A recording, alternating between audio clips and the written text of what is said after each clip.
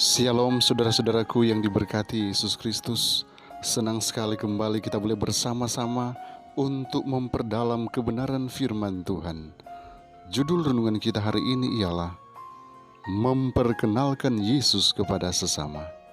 Mari kita minta tuntunan kuasa sorga. Kita berdoa.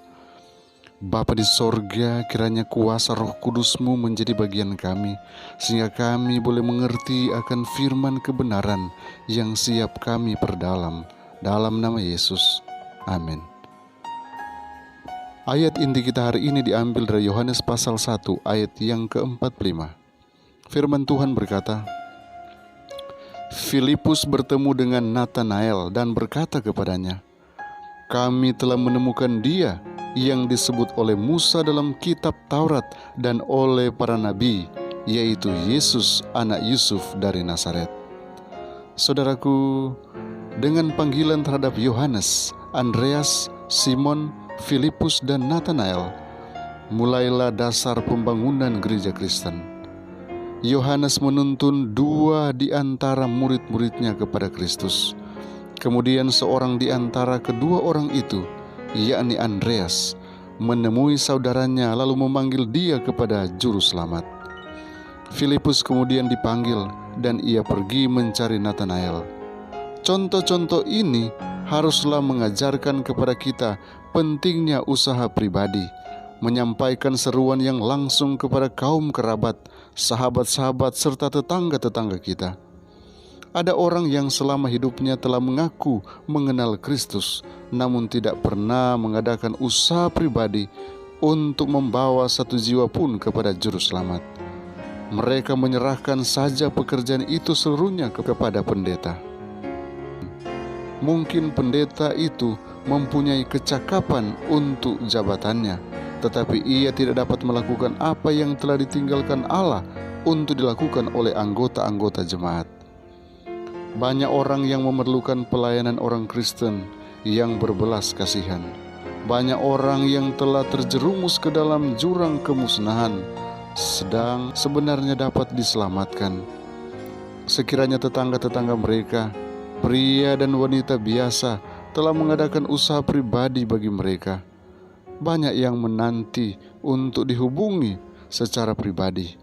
Justru di dalam keluarga, lingkungan tetangga, kota tempat kita tinggal, ada pekerjaan bagi kita untuk dilakukan sebagai pengabar Injil bagi Kristus. Jika kita orang Kristen, pekerjaan ini akan merupakan kegemaran kita. Segera setelah seorang bertobat, lahirlah di dalam dia suatu kerinduan hendak menyiarkan kepada orang lain betapa indahnya sahabat yang telah didapatnya di dalam Yesus. Kebenaran yang menyelamatkan dan menyucikan tidak dapat dikurung di dalam hatinya. Semua orang yang menyerahkan diri kepada Allah akan menjadi saluran terang.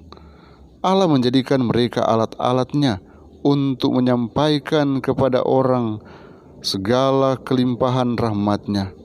Janjinya ialah, Aku akan menjadikan mereka dan semua yang di sekitar gunungku menjadi berkat. Aku akan menurunkan hujan pada waktunya. Itu adalah hujan yang membawa berkat.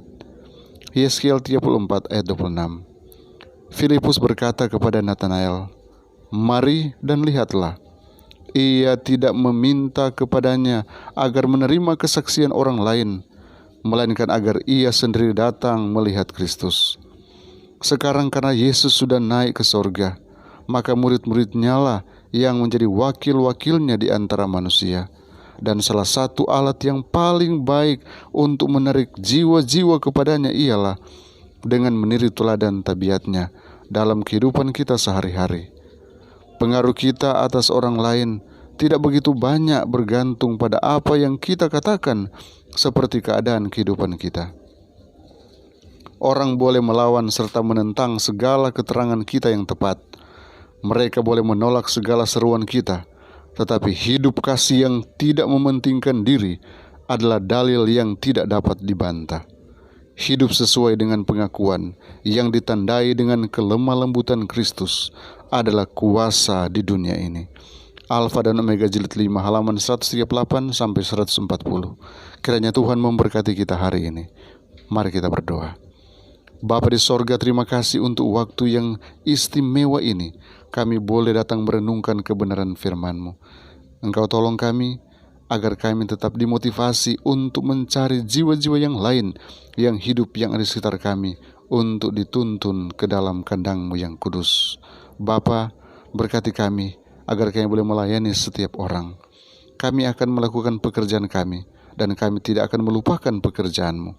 Karena itu Tuhan, berkati kami sepanjang hari ini dalam semua aktivitas kami. Hindarkan dari kecelakaan, sakit, penyakit yang mudah berlaku bagi kami. Dan biarlah Engkau tetap jaga kami dari COVID-19. Engkau tetap berkati anak-anak Tuhan yang mendengarkan channel ini. Biarlah mereka semua diberkati dalam segala kelimpahan berkat surgawi. Segala yang direncanakan, segala yang dikerjakan berhasil.